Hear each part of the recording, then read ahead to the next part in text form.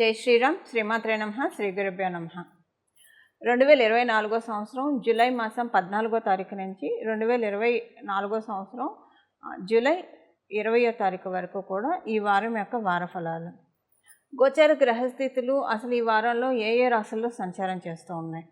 ప్రథమంగా మేషరాశిలో ఏ గ్రహాల సంచారం లేదు. వృషభ రాశిలో గురు కుజుల సంచారం జరుగుతూ ఉంది. మిథున రాశిలో రవి సూర్యనారాయణమూర్తి సంచారం ఉంది. ఈ వారం 17వ తారీఖు నుంచి మిథున రాశి నుంచి ఆయన కర్కాటక రాశిలోకి వస్తున్నాడు. అదే రోజు మనం కర్కాటక సంక్రమణంగా వ్యవహరిస్తాము. అదే రోజు నుంచి దక్షిణాయన పుణ్యకాలం ప్రారంభమవుతుంది. అదే రోజు తొలి ఏకాదశి కూడా. సూర్యనారాయణమూర్తి దక్షిణాయన పుణ్యకాలం గురించి ఒక ప్రత్యేకమైన వీడియో ఛానల్లో అప్లోడ్ చేశాము. ఒకసారి అది కూడా చూడండి. దాంట్లో చక్కటి పరిహారాలు ద్వాదశ రాశుల వాళ్ళకి ఉన్నాయి. ఈ 6 నెలలు ఏ పరిహారం చేస్తే కనుక ఏ పరిహారాలు ఏ రాశుల వాళ్ళు చేసుకోవాలో ఇవన్నీ కూడా చక్కగా అన్నీ కూడా చక్కగా ఎక్స్ప్లెయిన్ చేయడం జరిగింది. ఒకసారి ఆ వీడియో చూడండి. దక్షిణాయనం గురించి సూర్యనారాయణమూర్తి గురించి ఉంటుంది. 17వ తారీఖు నుంచి కర్కాటక రాశిలోకి ఆయన ప్రవేశిస్తాడు. బుధ శుక్రులు ఇద్దరు కూడా కర్కాటక రాశిలో ప్రయాణం చేస్తూ ఉన్నారు.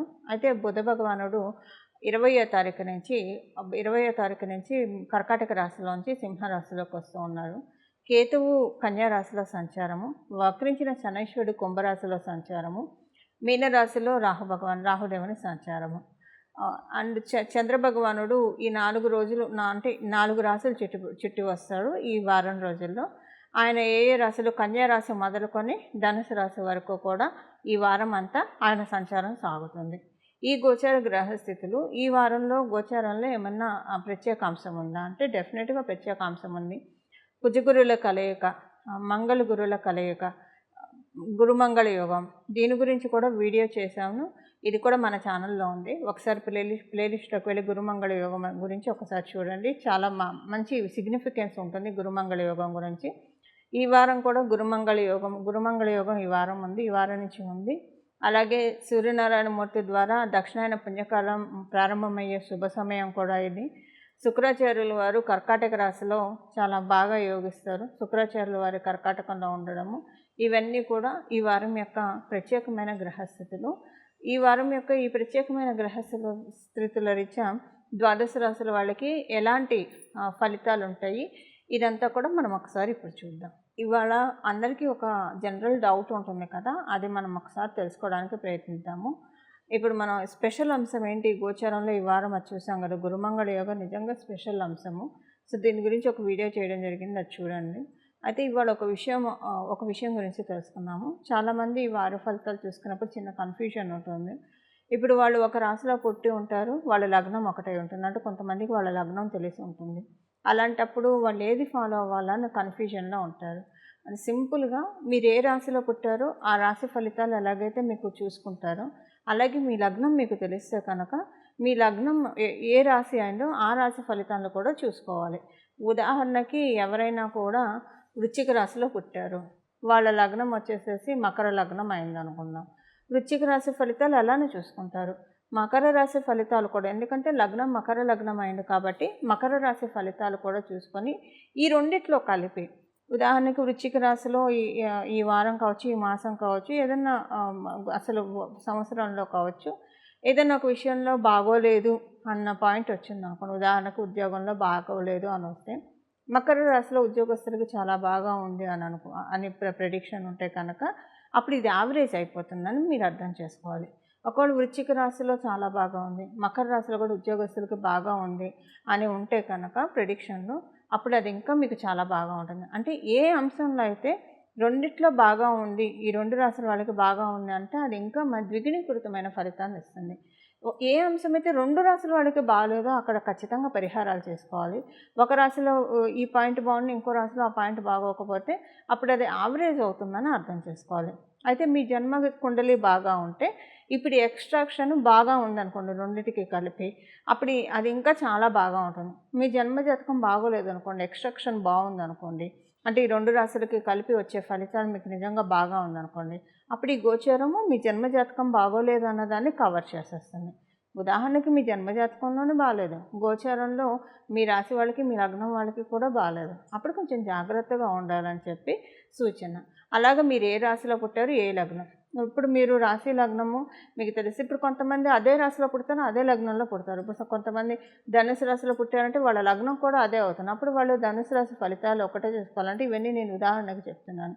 కొంతమందికి రాశి వేరు ఉంటుంది, లగ్నం వేరు ఉంటుంది. అసలు కొంతమందికి వాళ్ళ లగ్నమే తెలియదు.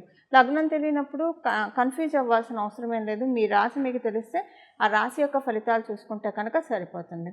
మీకు లగ్నం కొంతమందికి వాళ్ళ రాశి కూడా తెలియదు. అప్పుడు ఏం చేస్తారంటే నామ నక్షత్రాన్ని బట్టి మీ పేరుతో ఏ లెటర్తో మొదలవుతుందో ఆ లెటర్కి సంబంధించిన రాశిని చూసుకొని, నక్షత్రాన్ని తద్వారా ఆ రాశిని చూసుకొని మీరు మీ రాశి ఫలితాన్ని చూసుకోవచ్చు. అంటే నామ నక్షత్రాన్ని అనుసరించి కూడా ఆ రాశి ఫలితాన్ని చూసుకోవచ్చు. ఇలా అంటే చాలామందికి కొంచెం కన్ఫ్యూజన్స్ ఉంటాయి. అసలు రాశి ఫలితాలు ఎలా చూసుకోవాలన్న కన్ఫ్యూజన్స్ ఉంటాయి. ఆ కన్ఫ్యూజన్స్ క్లారిటీ కోసం ఈ వివరణ. సో ఇలా మీరు చూసుకోండి. ఇలా చూసుకుంటే కనుక ఎలాంటి కన్ఫ్యూజన్ ఉండదు. సో లగ్నం రాశి తెలిసి ఉంటే రెండు చూసుకోవడానికి ప్రయత్నించండి. మీ లగ్న ఫలితాలు చూసుకోండి, మీ రాశి ఫలితాలు రెండు చూసుకోండి. లేదు రాశి ఒకటే తెలుసు అంటే రాశి ఫలితాలు చూసుకోండి, లగ్నం తెలియకపోతే వదిలేసేసేయండి. ఓకేనా? ఇప్పుడు మనం ప్రతి ఒక్క రాశి వాళ్ళకి ఈ వారం ఎలాంటి ఫలితాలు ఉంటాయో మనం ఒకసారి చూద్దాం. వృషభ రాశిలో పుట్టిన వాళ్ళకి అనుకూల ఫలితాలే ఉన్నాయి. ఆలోచనలు ఎక్కువగా ఉంటాయండి, చాలా ఆలోచనలు ఉంటాయి. కాకపోతే ఈ ఆలోచనను అధిగమించాలని కూడా మీరు ప్రయత్నిస్తారు. ఎలా ఆలోచనలు వస్తుంటే అలా మీరు కట్ చెప్పుకుంటూ వెళ్ళిపోతారు. అంటే మీ మనసుని పాడు చేసే ఆలోచనలు, మంచి ఆలోచనలు ఏదైనా మంచి డెసిషన్ మేకింగ్ అయితే అది ఓకే. ఎందుకో మీ మనశ్శాంతిని తినే ఆలోచనలే ఎక్కువగా అనిపిస్తాయి మీకు. ప్రత్యేకించి ఈ వారంలో 2 రోజులు అయితే అది కొంచెం ఎక్కువగా ఉంటుంది. వాటిని మీరు ఎక్కడికక్కడ కట్ చేసుకుంటూ వెళ్ళిపోతారు. కట్ చేసుకుంటూ వెళ్ళిపోవడం వల్ల మీకు అదొక ప్లస్ అవుతుంది. మీ ఆలోచనలు మీరు నియంత్రించగలుగుతారు. సో దట్ ఆలోచనలు మిమ్మల్ని ఇబ్బంది పెట్టకుండా ఆలోచనల రీత్యా అయినా ఉంటుంది. లేదా ఒకవేళ ఆలోచనలు అంతా బాగానే ఉంది, పిచ్చి ఆలోచన ఏం రావట్లేదు, లేదా విపరీతమైన ఆలోచనలు ఏం రావట్లేదు అని అనుకుంటే మీ ఫ్రెండ్స్ వల్ల మీకు ఇబ్బందులు ఉండొచ్చు. లేదా మీ సంతానానికి ఆరోగ్య సమస్యలు, లేదా సంతానం యొక్క మొండి వైఖరితో మీరు విసిగిపోవడము, ఇలా వీటిల్లో ఏదైనా ఒకటైతే ఉంటుంది, అన్నీ ఉండవు. వీటిలో ఏదైనా ఒకటి ఉంటుంది. అలాగే ఈ వారం మీరు మీ స్నేహితులు కావచ్చు, మీకు తెలిసిన వాళ్ళు ఎవరైనా సరే మిమ్మల్ని ఏదో ఒక సహాయం కోరుతారు. అది ఆర్థిక సహాయం కావచ్చు, మాట సహాయం కావచ్చు, ఏదైనా సరే.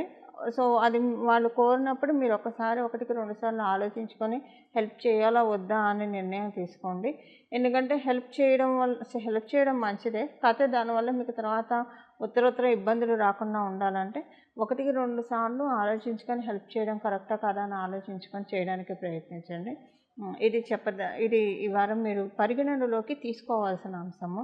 అలాగే విద్యార్థులు కాంపిటేటివ్ ఎగ్జామ్స్ రాయడానికి ఎవరైతే ప్రయత్నిస్తూ ఉన్నారో వాళ్ళకి కూడా ఆలోచనలు ఎక్కువగా ఉంటాయి. First thing. సెకండ్ థింగ్ ఏంటంటే ఎక్కువగా టైం చిట్చాటింగ్తో గడుపుతారు. ఈ వారము ఒక చోట ఉండరు కుదురుగా, ప్రయాణాలు ఎక్కువ చేస్తారు. లేదా స్థిరంగా ఒక చోట కూర్చొని చదువుకోకుండా అటు ఇటు తిరగడం ఎక్కువగా ఉంటుంది. ఈ వారం అంతంలోనే మీకు కొంచెము ప్రశాంతంగా ఒక చోట కుదురుగా కూర్చొని చదువుకోగలుగుతారు. చూసారు కదండి మీ రాశి వాళ్ళకి ఈ వారం ఎలాంటి ఫలితాలు ఉంటున్నాయో.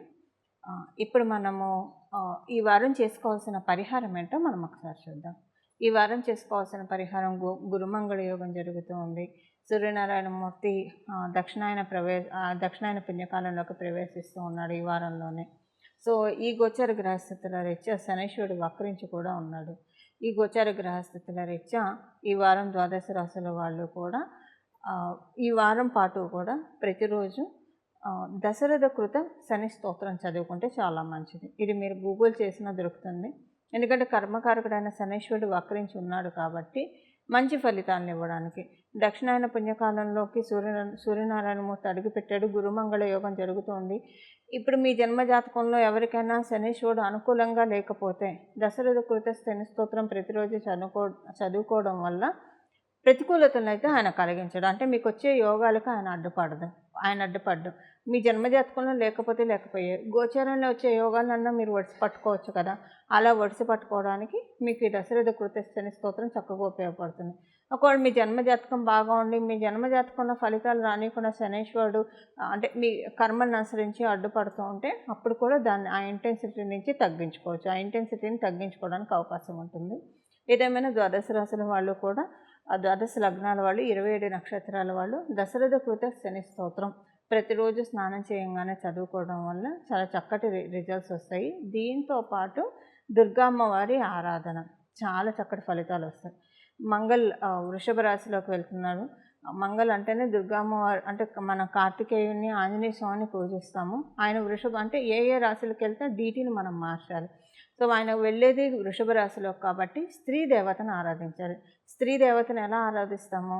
మంగళ అంటే ఏంటి? శక్తి స్వరూపము. ఇప్పుడు అమ్మవార్లలో శక్తి స్వరూపం అంటే దుర్గా అమ్మవారు కాబట్టి ద్వాదశ రాశుల వాళ్ళు కూడా దుర్గా అమ్మవారికి సంబంధించిన స్తోత్రాలు దుర్గా త్రింశత్ నామావళి కానీ లేకపోతే అష్టోత్తరం కానీ అవేం తెలియదు, దుర్గాయే నమః దుర్గాయే నమః దుర్గాయే నమః అని ఈ నామాన్నైనా సరే ఏదో ఒకటి అమ్మవారికి సంబంధించిన నామాల్ని పట్టుకోవడానికి ప్రయత్నించండి. చాలా చక్కటి ఫలితాన్ని మీరు అందరూ పొందండి. ఇవి ఈ వారం చేసుకోవాల్సిన పరిహారము. దుర్గమ్మవారి ఆశీస్సులు మీరందరూ అందుకోవాలని చెప్పి కర్మ ప్రక్షాళన మీ అందరికీ జరగాలని చెప్పి నేను కూడా దుర్గమ్మవారిని మనస్ఫూర్తిగా ప్రార్థిస్తూ మంగళం. నమో భగవతే వాసుదేవాయ.